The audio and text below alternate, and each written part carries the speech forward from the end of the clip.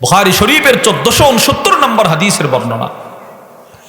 وعن أبي سعيد الخدري رضي الله تعالى عنه قال আবু সাঈদ আল খুদরি রাদিয়াল্লাহু তাআলা আনহু থেকে বর্ণিত, তিনি বলেন, ইন্না নাসাম মিনাল আনসার সাআলু রাসূলুল্লাহি সাল্লাল্লাহু আলাইহি ওয়াসাল্লাম, আনসার সাহাবাদের এক জামাত নবীর দরবারে আসলেন। এসে বলতে লাগলো, ইয়া রাসূলুল্লাহ, আমরা অসহায়, আপনার কাছে অনেক মালামাল দেখা যায়, আমাদেরকে দান করেন। ফাআতাহুম, নবীজি এদেরকে দান করলেন। এরা মন মতো যা চাইছে রাসূল সব দান করলেন। সুম্মা সাআলুহু, এরা আবার নবীর কাছে চাইলো, এগুলো বেগে ঢোকাইছে, বেগে ঢোকায়া আবার নবীরে গিয়ে বলে আরো দান করেন। ফাআতাহুম, নবীজি আবার দান করলেন। সুবহানাল্লাহ বলেন, দুইবার। এরা এগুলো রাখছে স্টক করে। সুম্মা সাআলু, এরা আবার নবীর কাছে চাইলো।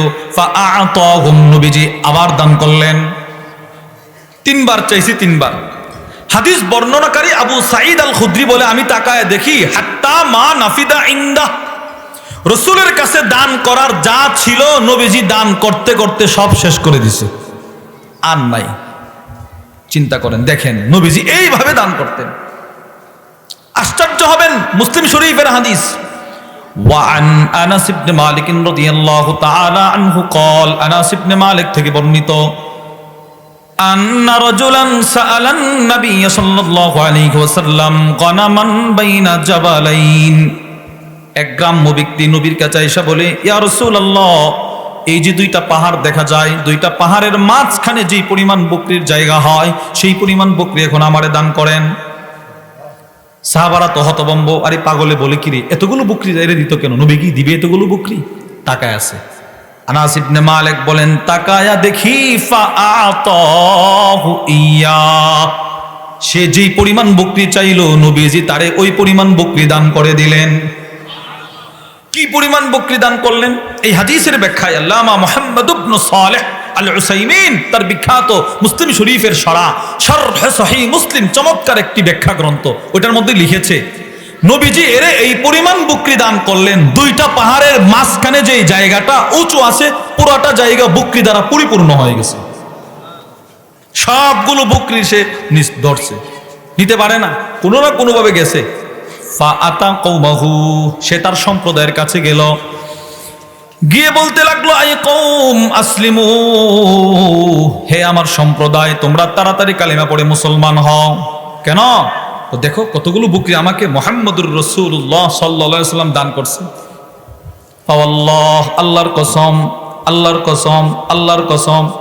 কি এত কসম কাটতেছেন কেন? শোনো, পৃথিবীর ইতিহাসে মুহাম্মদুর রাসূলুল্লাহ সাল্লাল্লাহু আলাইহি ওয়াসাল্লামই একমাত্র ব্যক্তি যিনি এমন ভাবে মানুষকে দান করে নিজে ফকির হয়ে যাওয়ার ভয় করে না। আমার নবী এমন একজন ব্যক্তি, কখনো নিজে ফকির হয়ে যাওয়ার ভয় করে না। নবীজি এইভাবে দান করতেন। নতুন জিনিস কখনো কখনো সাহাবারা ভালোবাসা নবীরে হাদিয়া দিত, সাথে সাথে নবীজি দান করে দিতেন, নতুন জিনিস দান করে দিতেন। নতুন জিনিস কিন্তু সবাই দান করতে পারে না। মনে করেন একটা জিনিস মাত্র হাদিয়া আসছে, এটা দিয়ে দেওয়া এত সহজ না, মানুষ কয়েকদিন ব্যবহার করার পরে দেয়। বুখারী শরীফের 2093 নম্বর হাদিসের বর্ণনা।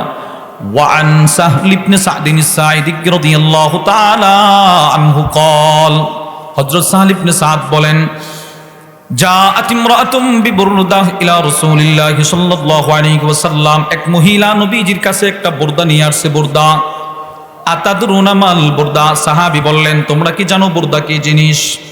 ইয়া শামলা, এমন চাদরকে বুরদা বলে, মানসুজুন ফি হাশিয়াতিহা, যে চাদরের চতুর্পাশে কারুকার্য করা থাকে, ফুল বুনন করা থাকে, ওই চাদরকে বলে বুরদা, দামি চাদর।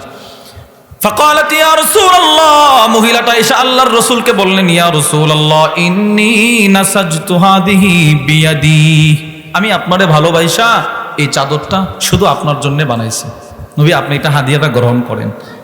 ফাআখাযাহা নবী সাল্লাল্লাহু আলাইহি ওয়াসাল্লাম মুহতাজান ইলাইহা, আল্লাহর রাসূল মহিলার কাছ থেকে চাদরটা এমন ভাবে গ্রহণ করলেন যে নবীজির বড় প্রয়োজন চাদরটা, আসলে নবীজির কোনো প্রয়োজন ছিল না, রাসূল এমন ভাবে গ্রহণ করছেন এই হতবাগা মহিলার দিল ঠান্ডা হয়ে গেল। নবীজি বলে দাও, এটার জন্য আমি অপেক্ষা করছিলাম। এইভাবে নিছে। মহিলাটা বলতেছে, হ্যাঁ নবীজি আমারটা এত সুন্দর করে গ্রহণ করলো, সে কল্পনাই করতে পারে নাই। সে খুশি হয়ে গেছে। নবীজি চাদরটা পেঁচাইলেন মহিলার সান্ত্বনা দেওয়ার জন্য। রাসূলুল্লাহ সাল্লাল্লাহু আলাইহি সাল্লাম চাদরটা পেঁচিয়ে মজমায় যাওয়ার পর ফাকালা রাজুলুম মিনাল কওম, এক সাহাবী দাঁড়ায় বলল, ইয়া রাসূলুল্লাহ, আমি অসহায়, আপনার এই সুন্দর চাদরটা আমার বড় প্রয়োজন, আমারে হাদিয়া দেয়ালান। সুবহানাল্লাহ বলেন। চাদরটা আমারে দেয়ালান। সরাসরি কথা। সাহাবাদের একটা অভ্যাস ছিল, ওনারা ভিতরে একটা মুখে একটা এরকম করতেন না, যা বলতো সরাসরি। উমর ইবনুল খাত্তাব রাদিয়াল্লাহু তাআলা আনহু, বুখারীর হাদিস, নবীজি প্রশ্ন করলো, উমর তুমি কি আমারে তোমার জীবনের চাইতে বেশি ভালোবাসো? আমরা হলে কি বলতাম? জি। উমর বলে, না, ভালোবাসতে পারি নাই। যা অন্তরে তা মুখ দিয়ে বলছে। রাসূল বললেন, তাহলে তুমি পরিপূর্ণ ইমানদার হতে পারো নাই। সাথে সাথে ওমর বলল, ওগো আল্লাহর নবী, এখন আমি সাক্ষ্য দিচ্ছি আমার জীবনের চাইতেও আপনারে বেশি ভালোবাসি। আমি আপনাদেরকে এই মাঝখানে এই কথাটা কেন বললাম? ভিতরে যেটা এটা সরাসরি বলে ফেলতেন। এই সাহাবী সরাসরি নবীরে সবার সামনে বলে, আপনার চাদরটা সুন্দর, আমার দেয়ালান, আমি অসুস্থ, আমি অসহায় মানুষ। রাসূল সাথে সাথে বললেন, ঠিক আছে, চাদরটা তোমারে দিয়ে দিব। এইটা বলে নবীজি নিজের ঘরে চলে গেলেন। সুম্মা রাজা, নবীজি ঘরে চলে গেলেন। ফাতালাহা, রাসূল নিজের হাতে চাদরটা ভাঁজ করলেন। এভাবে ভাঁজ করছে। সুম্মা আরসালা বিহা ইলাই, নবীজি চাদরটা ওই সাহাবীর কাছে হাদিয়া পাঠায়া দিলেন। সুবহানাল্লাহ। যাও তাকে দিয়ে আসো। এবার ওই সাহাবী তো চাদর পায় কত খুশি। সব সাহাবারা মিলে তারে তিরস্কার করে, তারে কটাক্ষ করে বলতেছে, মা আহসানতা, তুমি কাজটা ঠিক করো নাই। এই বেকুফ, তুই দেখলি না রসুলকে মাত্র চাদরটা হাদিয়া দিল, তুই 2-4 দিন পরে চাইতি, সাথে সাথে নবীর কাছে চায়া বসলি। এখনের কথাটা শোনেন সবাই, এদিকে মনোযোগ, এখনের কথাটা শোনেন, এটা আমার আলোচ্য বিষয়ের সাথে পরিপূর্ণ মিল।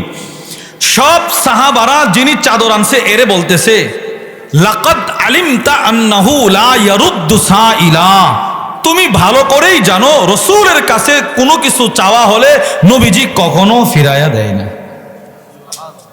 তুমি জানো নবীর কাছে চাইলেই নবী দিয়ে দিবি, তুই চাইলি কেন? এবার এই সাহাবী বলে, ওয়াল্লাহি মা সাআলতুহু ইল্লা লিতাকুনা কাফানি ইয়াউমা আমুত। তোমরা মনে করেছো আমি চাদরটা এই জন্য চাইছি যে চাদরটা পরে পরে হাঁটবো না। পৃথিবীর সব মানুষ একদিন মৃত্যুবরণ করবে, আমিও একদিন মৃত্যুবরণ করব। আমার দিলের তামান্না, রসুলের গায়ের চাদরটা যদি আমার জিন্দেগির শেষ কাপনের কাপড় হয়, হতে পারে হাসরের ময়দানে আল্লাহ আমার এই উসিলাই মাফ করে দিতে পারে।